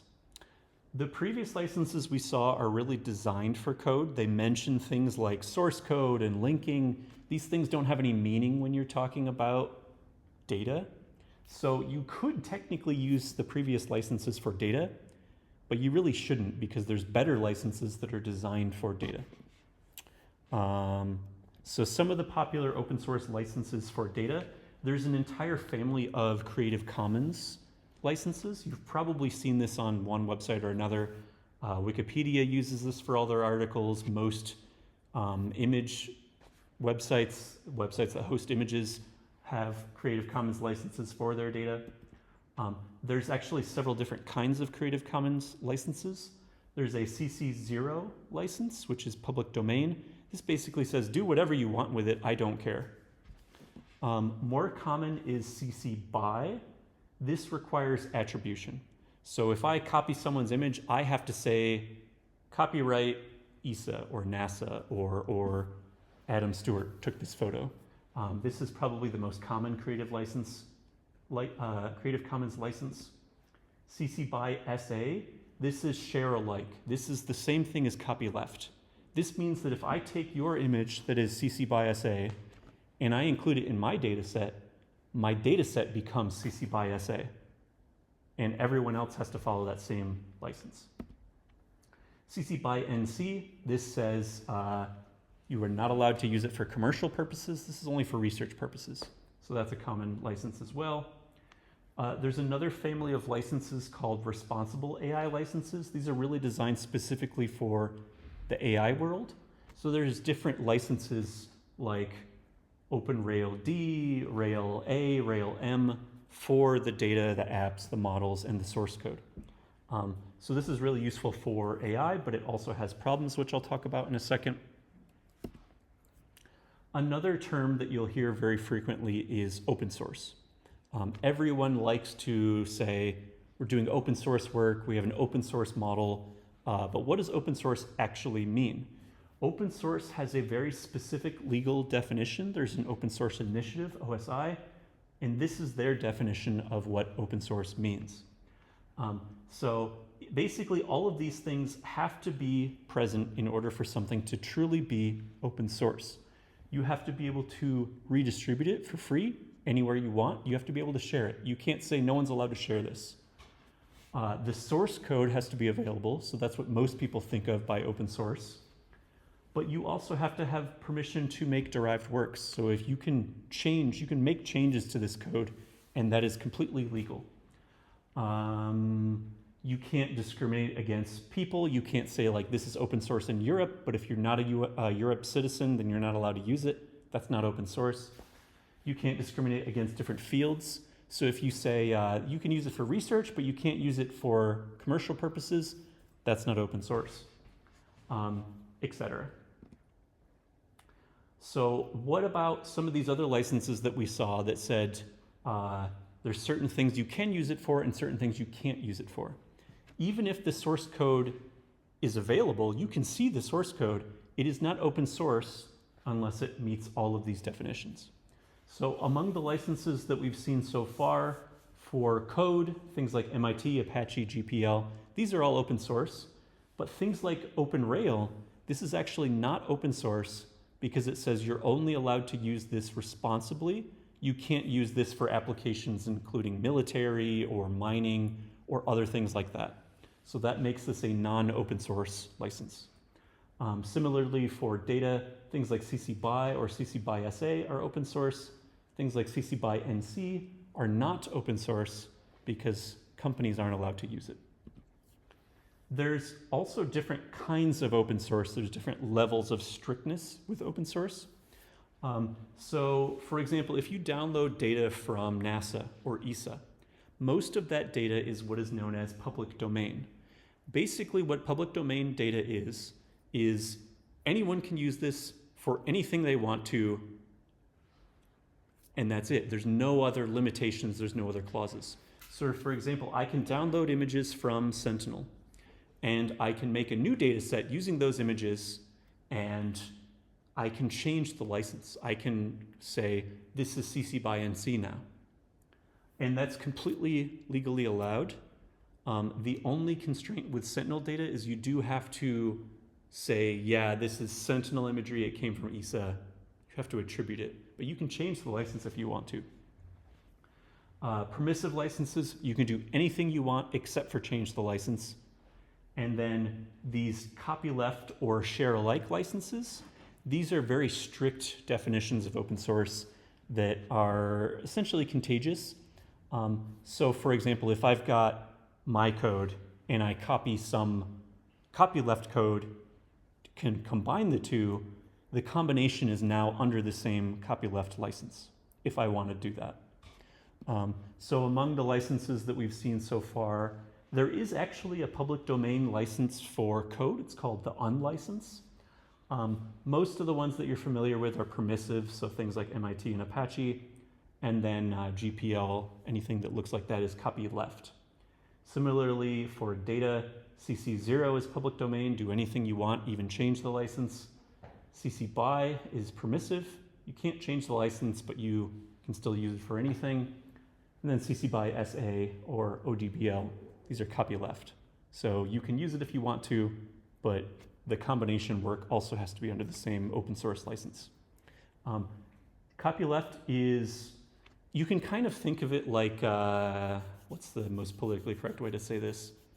For people who really, really care about open source to the point that they're requiring people to keep their open source open, this is great for you. If you want as many people to use it as possible, permissive is a little better. A lot of companies don't use copyleft because they're trying to make a product on top of this. They want to sell it. They can't make it open source. The last thing I want to talk about is why this stuff matters, why this is worth learning, why you should pay attention to this stuff. So there are actually consequences of licensing problems. So this is an example from myself, actually. In TorchGeo, Isaac and some other folks added a bunch of really cool new models to TorchGeo. So there's one from this delineate anything model that does field boundary labeling. There's this Satsure model, I forget what this is for. And there's this marine vessel detection model. So there's all these built-in pre-trained models that are really good for specific applications. There's only one problem with these that we didn't realize until months later. In order to use these models, you need one line of code that imports YOLO from this Ultralytics library. But there's a problem. This library is under a GPL license. What happens if out of my 100,000 lines of code, one line imports a GPL library? GPL is copyleft. So unfortunately what that means is we either have to change the license of TorchGeo to GPL, or hire a really good lawyer, or remove everything related to YOLO and Ultralytics. So this makes it really difficult for a lot of people to use some of these dependencies. It's difficult to build on top of them unless you're already GPL. GPL is actually quite common in some communities. So for example, R, the programming language, is GPL. So any library that you write for R is probably also GPL. So within certain academic circles, GPL is quite common, but especially within companies, you cannot use this. This is not allowed. So we unfortunately had to remove all of the things that we spent all this time adding because we can't use it without changing our license. Another example is our lab recently published this global building atlas, and this is the first global 3D building model of every building on Earth. So it was a really huge achievement. It took like 10 years of work to make. A ton of people were involved in this, and it was really exciting to finally see it released. Unfortunately, the data set is not only data that we created, it also includes data from 2 other data sets. So it's kind of a combined data set. Some of it's our personal data, some of it came from OpenStreetMap, some of it came from the Microsoft building data set. Again, this OGBL license, nobody realized that's actually a copyleft license. So what happened when we released this? Unfortunately, there was a lot of bad press. This is from the OpenStreetMap community forum. And basically this is saying, hey, I noticed that this is CC by NC, non-commercial, but it includes OpenStreetMap data, and OpenStreetMap is ODBL. So shouldn't this data set also be ODBL? You're saying that companies aren't allowed to use this, but it contains data from this license. This is Hacker News. This is just someone saying, hey, look, I found this really cool global building atlas. Here's the GitHub. Here's where you can view the data.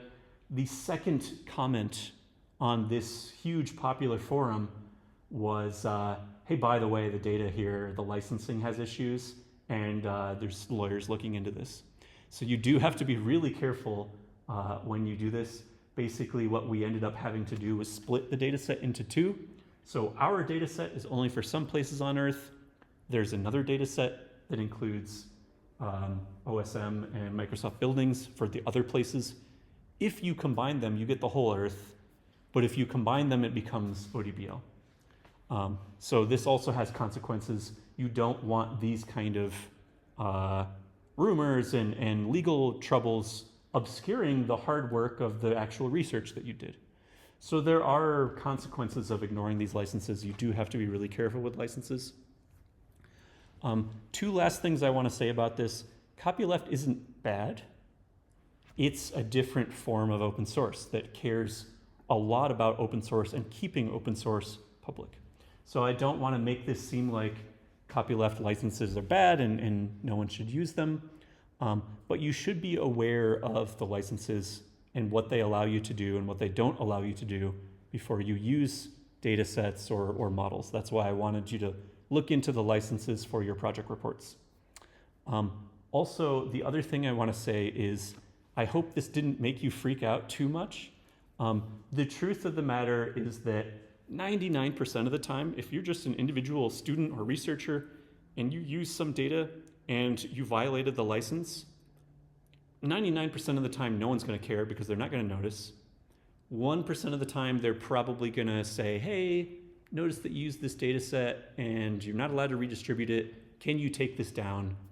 And if you say yes and get rid of it, there's no problems. The problems really become more when you work at a big company and now they're not going to sue you because you don't have money, but they're going to sue the company for a lot of money. So when you work at a company, always check with the legal team, always check with a lawyer to get advice if you don't know. But it's good to know like the top 5 most common licenses because you do see those very often. Okay, wrapping up now.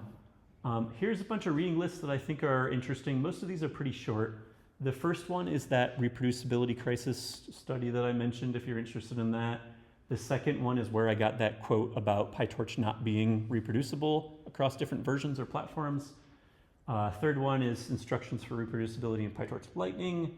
The fourth one is that gold standard for reproducibility paper. And then I have like a Git book. If you want to learn Git, there's a really good resource there. There's that Git branching model that I showed a diagram from. ChooseAlicense.com, which has all those licensing explanations. And then the rest is more specific to Python if you want to make software. Here are some of the tools that you can use. But none of these are required and none of them are really useful for, there's no homework. Maybe learning 5 minutes of Git would be useful for the final project. So I want to talk about the final report next. Somewhere here I have a PDF. Yes. Okay. So this is uploaded on Moodle now. The final report, you've got like 7 weeks to work on this, so there's no big rush, but I did want to cover this before the end of the semester. You've seen this before, blah, blah, blah. Reminder that for your midterm report, 3 pages, please, and have basically the kind of style that you're seeing when you read someone else's paper. Should have the introduction, data sets, models, results, discussion, and then references at the end. The references don't count towards the page limit. And then, yeah, you can have like a appendix if you want to, if you have extra things you want to show off. So for the final report, now you get 5 pages. So you have extra room to fill things in, talk about as much as you want, talk about more results. You're probably going to have a lot more results in 7 weeks than you will in 2 weeks. So you get extra space. So it should basically have the same kind of sections as the midterm report. So it looks like this, but now your results and your discussion will be more or less finalized. It won't be, I tried this and it didn't work. It will be, this is how I did it. I don't care about all the steps you took along the way to get there. I don't care about the mistakes that you went. I care about the final results that you get. So you update with your final results and analysis. So again, a lot of the first sections, like the introduction, data sets, models, you might be able to copy and paste these from the midterm report and not change anything and drop them in the final report. Again, there's no homework for this week's lecture, but I do think this stuff is really important. So for the final report, I want you to take your code and share it on a platform like GitHub or GitLab. Now, you can keep this private if you want to. Like I said, just get a GitHub Pro account for free for students and then upload your code.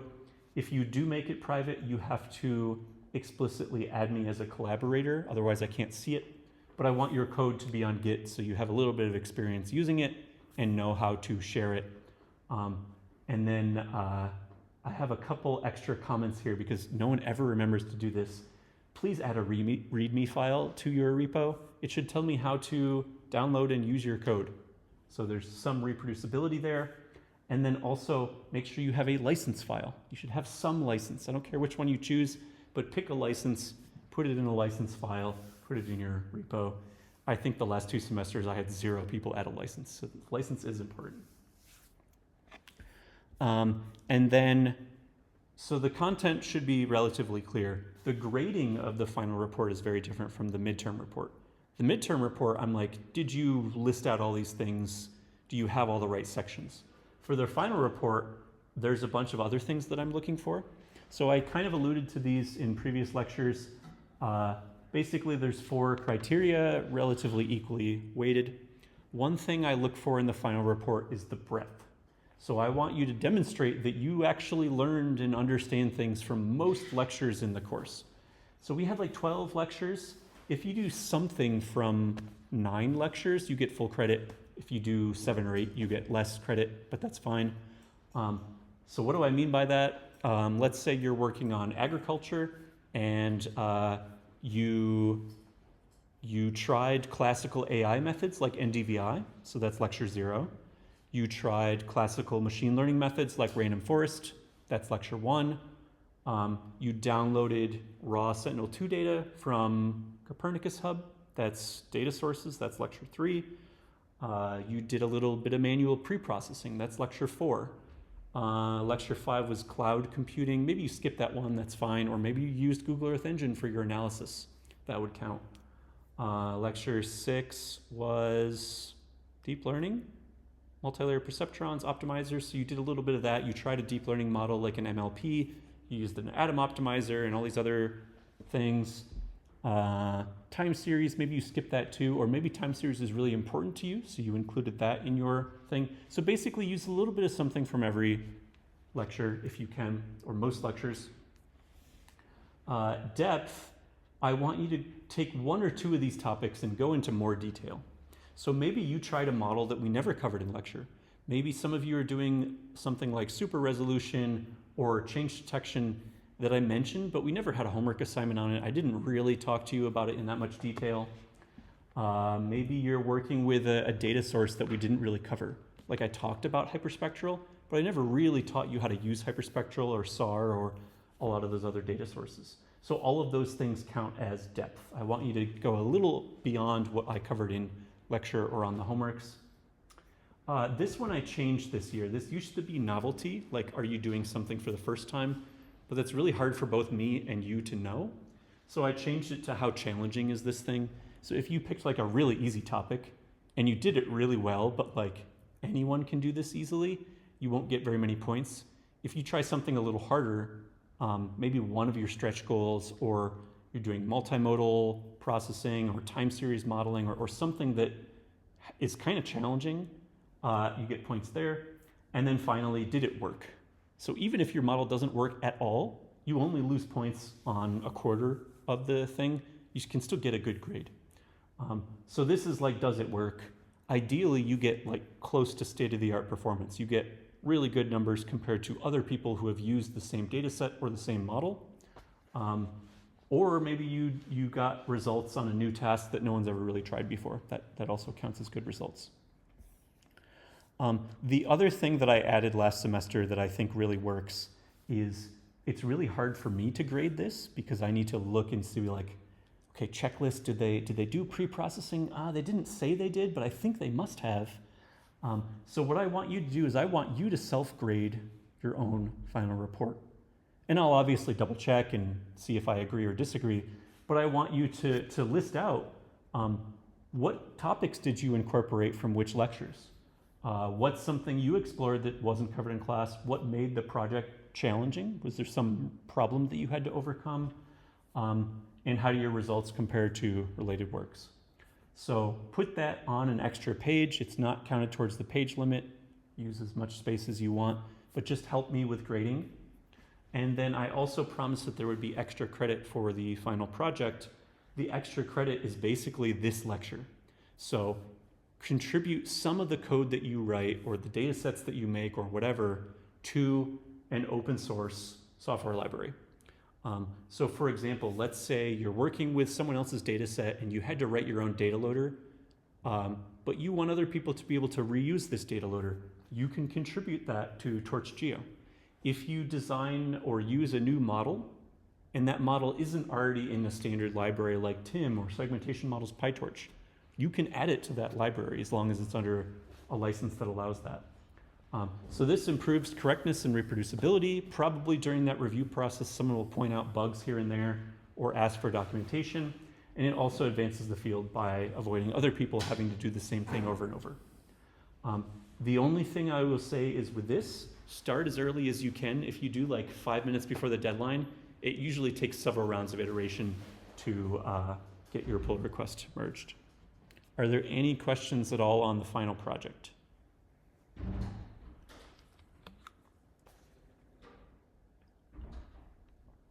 You mentioned that in final project we have to add the GitHub library and we have to make that code access to everybody. Yep. Do we have to do the same thing for midterm report? Or just you need the idea of it? Just the code, not the data, and just share a link that I can view. You don't have to share it with other people. So it can be private where only you and me can access it. I think some people are also using some private data sources that they can't share. That's also completely fine. But I do want to look at your code to see like, okay, they wrote this, not ChatGPT, not Copilot, not Cursor. And yeah, actually, this was a lot of work. There was a lot of work here involved. Or, oh, they took a model from someone else, but they kept the copyright, they kept the license, and then they added their own code. Now I know which part belongs to you and which part belongs to them. So that's why I want to see the code. Any other questions? Also, like, do you want to check out our commits in the GitHub? Because, like, I will be working in the company's GitLab account, and then, like, I'll try to create another GitHub account and just paste. That's fine. A lot of people have different opinions on this. I really think it's useful to share the whole history of all the commits, because then you know why things are, who did it, when it happened. But if that's a privacy problem, that's not a problem. You can just share the current version and start a new history. That's fine. Any other questions? I will be around next week, but then the next few weeks I'll be on vacation, so I may not respond to emails quickly, but I will try to respond, and I will try to get you grades on your midterm report so that you have suggestions for making things better or getting you unstuck. And then the only other thing I wanted to say was thanks for taking my course. I hope you learned something useful. I know that not everyone goes into AI for EO as their final career path. Maybe you stick to AI, but you learned a lot about model evaluation and training. Maybe you don't do AI at all, but even nowadays everything is AI. So just learning and understanding how to compare two different models in terms of accuracy, that's a useful skill to have now for almost anyone. Reproducibility is important for anything. Licensing is definitely important for anyone who does any software related anything. So hopefully you learned some useful skills. Also, there's a really cool NASA website that you can type things into and it finds satellite imagery that looks like letters. So that's what I used to make this slide. And there's a link in the notes. So yeah, thanks for taking the course. I'll stick around for 10 minutes if people want to talk about open source or reproducibility or final projects or whatever. But otherwise, enjoy the rest of the semester and good luck with your other exams. Let me know if you need any extensions on the last two homeworks or the midterm report. Hopefully we won't need extensions on the final report, but that's also possible. And yeah, email me if you have any other questions.